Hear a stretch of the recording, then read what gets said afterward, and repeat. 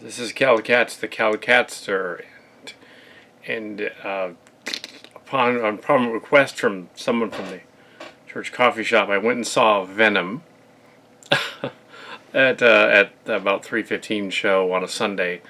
I don't usually do almost considered a double feature because 2 days ago I went to Stars Born. I'm uploading this now. The Sony Marvel team up Venom movie, which they showed at the end, a little snippet of the Spider-Verse movie. This movie was trying really hard to be a Marvel superhero movie thing, but it was also trying to be a Fox movie, so it was trying to be Deadpool. It didn't work. uh, yeah, the critics are being merciless to the movie, and although it is at times a mess, it's not really horrible. There are parts in it that are just not Venom, really, but it was a comic book character, a comic book villain slash anti-hero who battled Spider-Man, making him sort of a quirky, like, split personality guy, and having him, like, crack jokes and stuff while beating the bad guys makes him more of a anti-hero than a villain. Two other reviews pointed that out. So, yeah.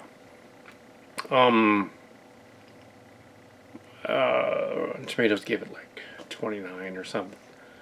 I would say it's probably an even 40% on Rotten. It should be probably 40. It's about less. It's less than half of a good movie. That's still an F. That's still a bad score, but it's not. As Angry Joe Rant said, it was not boring. Stone Gremlin said it wasn't boring either. Yeah. So running out of battery. Yeah. Venom is, well, Venom. It's trying so hard to be a comedy, and it should have been a rated R, like, action drama. But it needed to be. About this evil villain dude who's conflicted about being a villain dude, instead of the bad guy being kind of like the dude from Harold and Kumar. No. I don't know why it's being so hard to do a Venom review. This movie, the villain is trying to do this sort of goofy, I'm totally evil bad guy, but I'm like Elon Musk parody, but I'm evil. It'd be perfect as a trans tech movie, but it's a Venom movie. But yeah, they want me to do a trans tech. I'll do it. But yeah, they filmed it in allegedly San Francisco, but it's an awful lot like Atlanta. Well, the hill parts didn't, but yeah. So yeah, it had some serious flaws to it. I mean, it wasn't a train wreck ultimately. It did sort of rip off the end of Black Panther in that they had an evil Venom symbiote who shows up, turns into different people. He's on his way from across the world in the story, and eventually makes it to San Francisco, and comes out as the evil one. And then, so that the good guy Venom can fight him at the end, speeding very fast on a rocket ship launch pad. So the ending is sort of Men in Black 3 crossed with Black Panther, and you literally cannot tell, like in Black Panther's ending, which had a few issues as well, and the ending of Wonder Woman. Couldn't tell there too well either. You can't really tell who's fighting who. And then Tom Hardy, no spoilers, he gets shafted at one point. Of course, which is remarkably similar to the scene in Nemesis. But he played Nero, or no, yeah, not Nero. He played Shinzon. Shinzon. He looks a little like one of my nephews.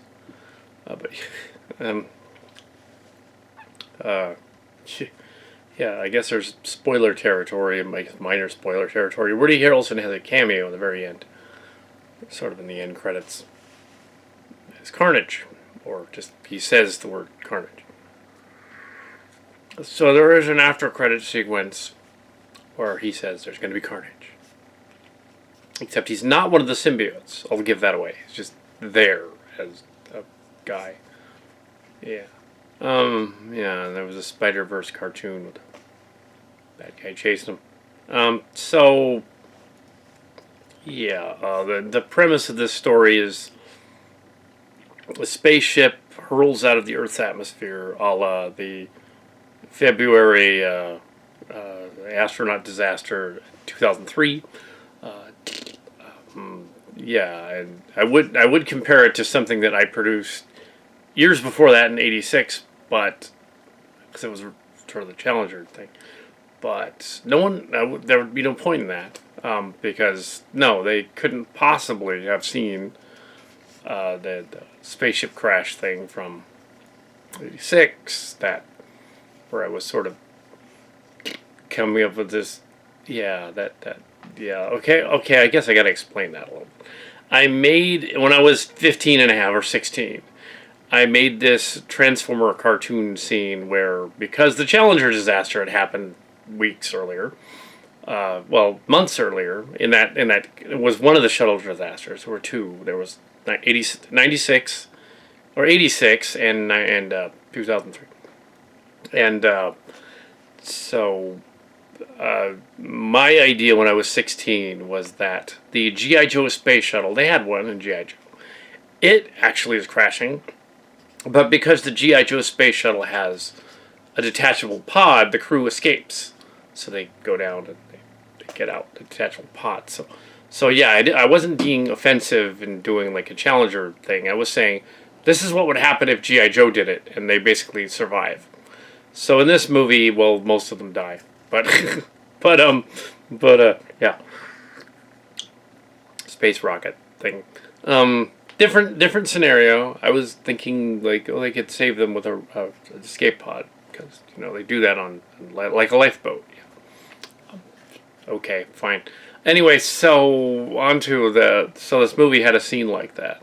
But I'm sure they couldn't have even seen or heard the other thing. They were probably thinking more along the lines of like Fantastic Four comics and maybe even early Venom comics. But this movie goes off the rails. It's not really following the comics at all.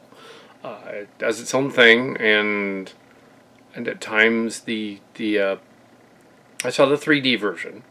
Probably shouldn't have and so if it was washed out and dark looking, it was because of the 3D in parts. Tom Hardy and the lady that's his co-star in it are all right. There's a lab that's doing human trials on the symbiotes that were aboard the rocket ship. One of the symbiotes gets out. Vicariously, it gets into Tom Hardy, and it starts like cracking schizo jokes with it. And had it been done by the people that wrote Deadpool, it probably would have made more sense. But it wasn't. So it was more like Green Lantern. That's not good. No, it is not by any stretch a good movie. It's just a fun, dumb movie. Yeah, it was a fun, dumb movie, and the audience was packed. So it's on Sunday. So it's and it was being reviewed all over the internet. So yeah, I kind of had to do it. I had to review it and lend my 2 cents to a movie that's doesn't really work, isn't horrible. It's on a par with G.I. Joe Part 1, I think, which was kind of a mess, which had an exploding rocket too. But yeah, it was, yeah, the chemistry wasn't really there too much. Tom Hardy there's a scene in one of the trailers where it shows him fighting the bad guy, some bad guys in his house. That is probably the coolest fight scene in the movie, as other people have said. But it's in the trailer, so. Also, there's another scene that's in the trailer with a motorcycle where it's clearly a stunt double. Yeah, that too. So they didn't want to do the Tom Cruise bike chase scene. They didn't have him hardly do his own stunts. But that's okay. Yeah, does the 3D CG work? Well, not especially. It's okay.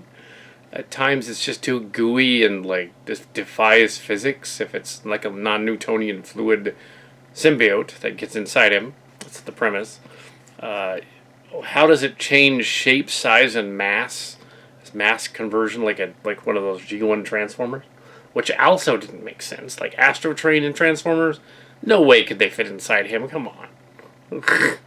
Or a sound wave shrinks down to a boombox or a little Walkman tape deck. No, silly. But it's been disbelief. This movie's trying to be, well, semi-realistic. So yeah, you wouldn't have a boombox transforming into a giant robot, but you would have a man transforming into a giant symbiote robot thing. Symbiote thing. It's not tied into the Thanos snap, the end of Avengers. It's not part of that. So, yeah, and Spider-Verse is another universe, allegedly. As is a multiverse. Marvel MCU is a multiverse. And yeah, there's a Stan Lee cameo, of course. And, yeah, it had issues. That's all. I don't want to give too much of it away, but it was just. I mean, it was bad, and it was entertaining. But it's kind of a hot mess. Yeah, take what you will. It's kind of a hot mess. So, yeah. Venom. Yeah, I was encouraged to go to this movie by some people at the church. We're going to go see this movie after the meeting and all that. They probably went earlier, but I showed up later. Some of them saw it. But some of them have not seen the Solo movie. But yeah. So Venom's not supposed to be a good guy. He's a bad guy. Yeah, yeah.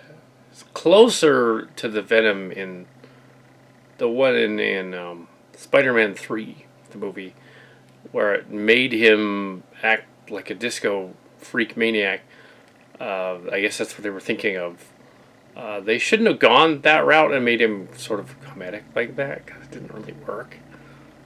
But I think it would have been more fun if they just like possessed Tom Hardy and had him running around like thinking it was like taking him over, and it wasn't really. But yeah, then he'd be somebody else. Yeah, Venom. That's yeah. Spoiler territory. I guess. Yeah, they have a fight at the end. Good Venom and evil Venom fight each other. It's not Carnage though. It's another guy. It's odd that he's called Venom. And yeah, Spider-Man's not in it. And yeah, so, except for that little movie at the end, a little mini movie. Yeah, there were several towns they filmed this in. When they did the up and down hill scenes, it was San Francisco.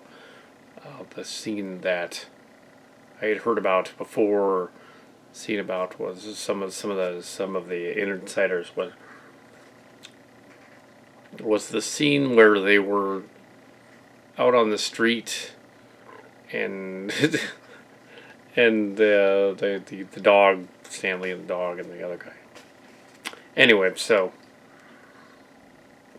not the hospital scene. That was filmed elsewhere. Yeah. There was a dog in the hospital too, so there was another dog scene. But, yeah. So I also heard about the fight scene with them in the apartment thing. Yeah. So anyway, yeah. Is it? It's. I think one of the problems with it is not R, it's PG-13. And it probably was messed with by the studio, especially the ending. To have sort of ending like the Predator, with them fighting on a spaceship that's rocketing up into the air. It's kind of like that did that in the Predator movie, the new Predator movie. So these two movies, summer movies, are ripping off each other's ending, and that has happened before. It kind of started back with the Sea Pictures of the 1990s, late 80s, early 90s, were four different ocean pictures, two of which had the same ending. You can't tell me those two studios, completely different studios, didn't know that the ending was the same. And they're just, oh, they got to get up to the surface, and here they fight the bad guy, little same thing, and Deep Star 6 thing, and Abyss thing, and it's like, okay. Abyss is a little different, but only a little. And then there was Volcano Pictures at one point. They were all volcanoes. Studios doing other. This year it's chases on a flying rocket ship for their ending. Last summer it was chases on a train. There's a lot of movies with chases on a train for the ending, or some kind of train tracks or something going on. Same speed is behind them going on. Or a chase in a field, like Avengers, yeah. And Ragnarok, which had a chase in a field, yeah. So, now in that case, it's Marvel ripping itself off. So, but yeah, the Revolt. And one year there were 3 or 4 different asteroid impact pictures, including the infamous Armageddon, and the better Deep Impact, and a couple of others. So that was the same year, same summer. Like, yeah. But yeah, they're all there. Now the Dragon Tattoo 3 is number 2, which doesn't make sense. Anyway, yeah, so trailers were rather uneventful.